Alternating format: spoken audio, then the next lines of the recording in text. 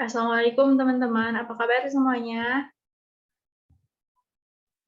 Waalaikumsalam warahmatullahi wabarakatuh. Alhamdulillah baik, Kak. Alhamdulillah ya, akhirnya kita bisa bertemu lagi, berkumpul lagi, meskipun lewat virtual Zoom. Langsung saja ya, saya akan memberikan materi tentang bimbingan dan konseling pranikah. Adapun materi yang akan saya sampaikan yaitu tentang pengertian bimbingan dan konseling pranikah, kemudian ada tujuan bimbingan dan konseling pranikah, kemudian fungsi bimbingan dan konseling pranikah. Yang keempat yaitu tahapan-tahapan bimbingan dan konseling pranikah. Bahasan yang pertama yaitu pengertian bimbingan dan konseling pranikah.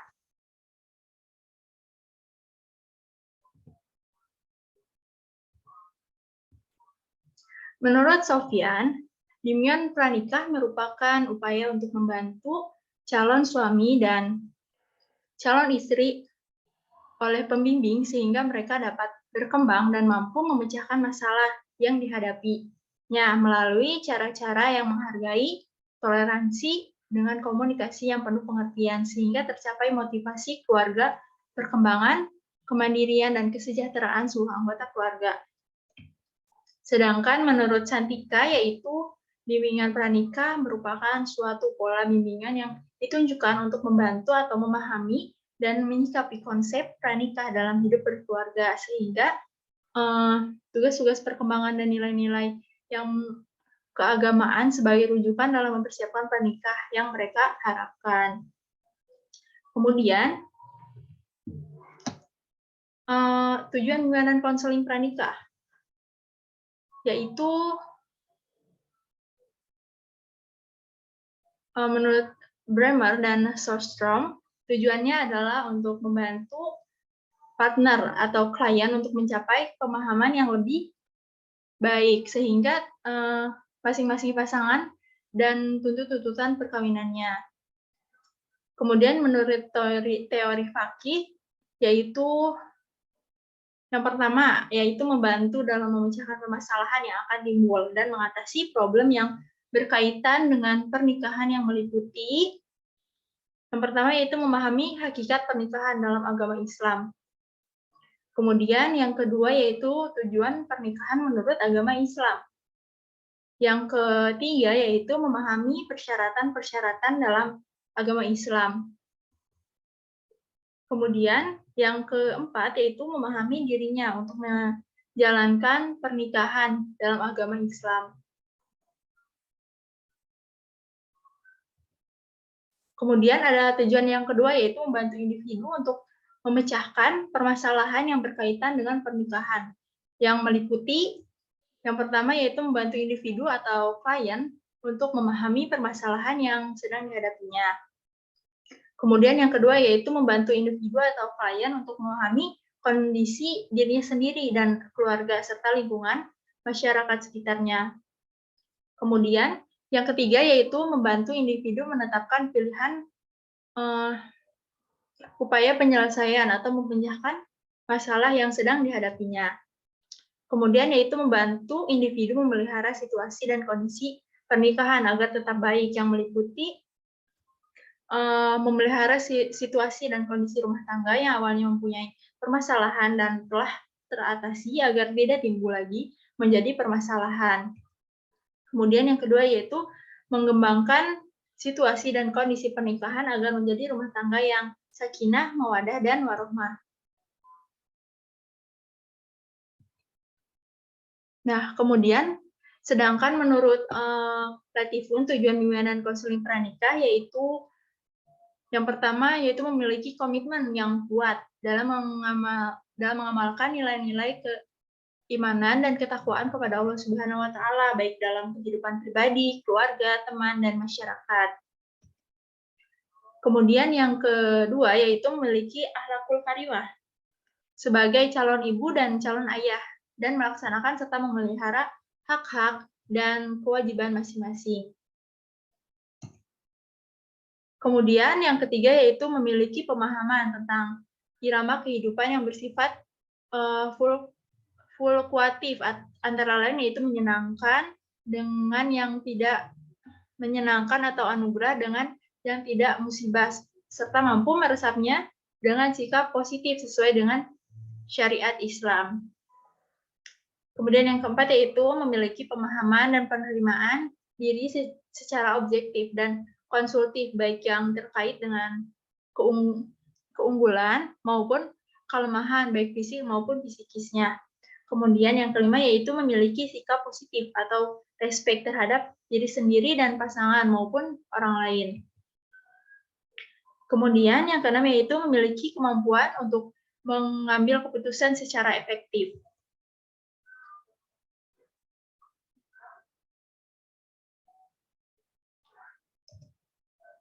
Bahasan selanjutnya yaitu fungsi dari bimbingan dan konseling.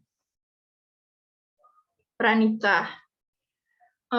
Fungsi dari bimbingan dan konseling pranikah yaitu menurut Daiman, yang pertama yaitu punya pandangan ke depan. Serta memikirkan masa depan dan membicarakan apa yang akan terjadi ke depannya, sangat penting agar pasangan lebih siap dalam menghadapi berbagai kesalahpahaman ke depannya. Karena biasanya pasangan yang sedang merasakan jatuh cinta kerap kali fokus hanya pada apa yang terjadi dan dialami saat ini saja, dan tidak memikirkan apa yang akan terjadi ke depannya.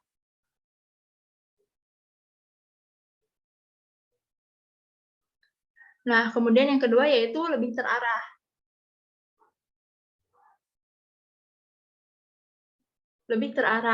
Pasangan yang memiliki pengetahuan atau mengenai pernikahan akan membuat mereka mampu menjalani hubungan yang lebih baik. Dari 5 tahun, 10 tahun, 20, bahkan 40 tahun ke depan. Kemudian yang ketiga yaitu tak ada pernikahan yang tak rentan. Siapapun yang membutuhkan saran, nasihat, dan masukan dari orang lain. Bahkan orang yang berpengalaman dan dalam pernikahan pun masih tetap membutuhkannya. Kemudian yang keempat, yaitu lebih baik dari konseling pasca nikah. Perceraian akibat ketidakcocokan bisa diperkecil kemungkinannya jika lebih dulu melakukan tahapan konsultasi sebelum memasuki jenjang pernikahan. Kemudian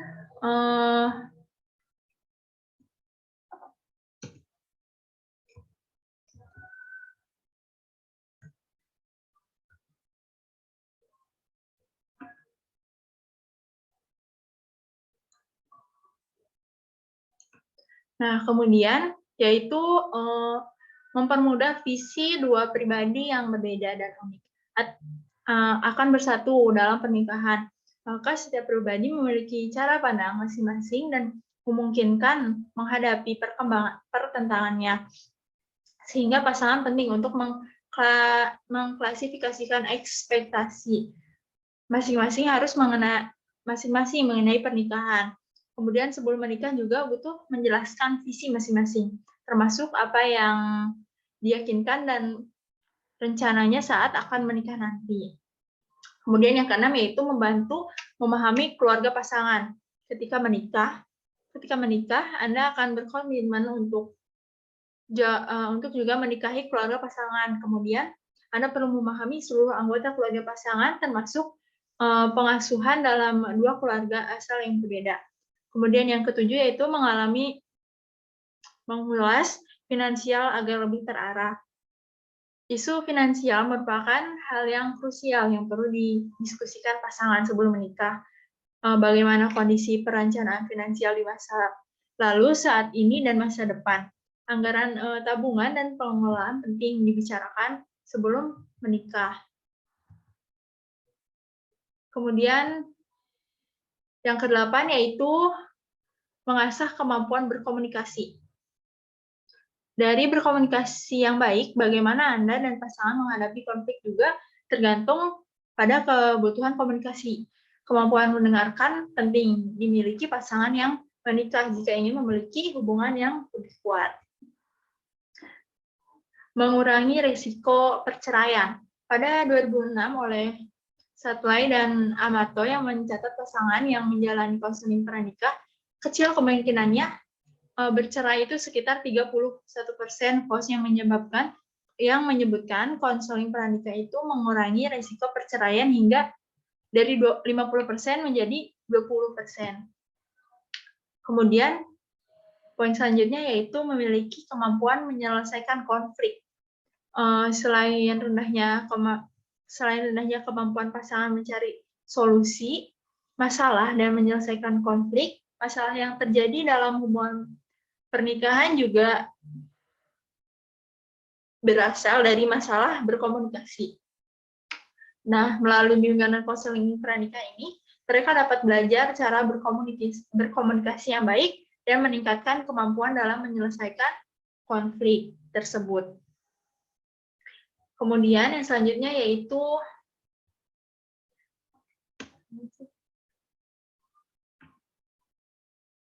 tahapan-tahapan bimbingan dan konseling pranikah.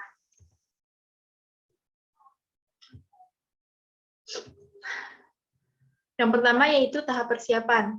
Nah, tahap ini dilakukan dengan klien yang menghubungi konselor. Kemudian yang kedua yaitu tahap keterlibatan, adalah tahap keterlibatan bersama klien. Pada tahap ini, konselor mulai menerima klien secara isyarat atau nonverbal maupun secara verbal, merefleksikan perasaan, melakukan klarifikasi, dan sebagainya.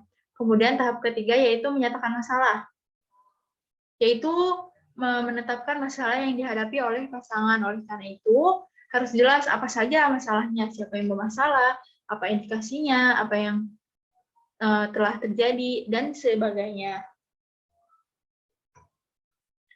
Kemudian yang keempat yaitu tahap interaksi, yaitu interaksi antara konselor yang menetapkan pola interaksi untuk menyelesaikan masalahnya. Nah, pada tahap ini, konselor dapat melatih anggota keluarga itu untuk berinteraksi dengan cara yang dapat diikuti, misalnya pelan, sederhana, detail, dan jelas dalam kehidupan mereka. Kemudian yaitu tahap kelima, tahap konferensi, yaitu tahap untuk meramalkan keakuratan hipotesis dan memformulasikan langkah-langkah pemecahan. Nah, pada tahap ini, konselor mendesain langsung atau memberi pekerjaan rumah untuk melakukan atau menerapkan pengubahan ketidakberfungsiannya perkawinan. Kemudian tahap ke-6 yaitu tahap penentu tujuan. Tahap yang dicapai, klien telah mencapai perilaku yang normal, telah memperbaiki cara berkomunikasi, telah menaikkan self-esteem, dan membuat keluarga lebih kohesif. Kemudian yang ketujuh yaitu tahap akhir dan penutup, merupakan kelanjutan untuk mengakhiri hubungan konseling setelah tujuannya tercapai. Nah, mungkin cukup sekian materi yang saya sampaikan. Mungkin ada pertanyaan?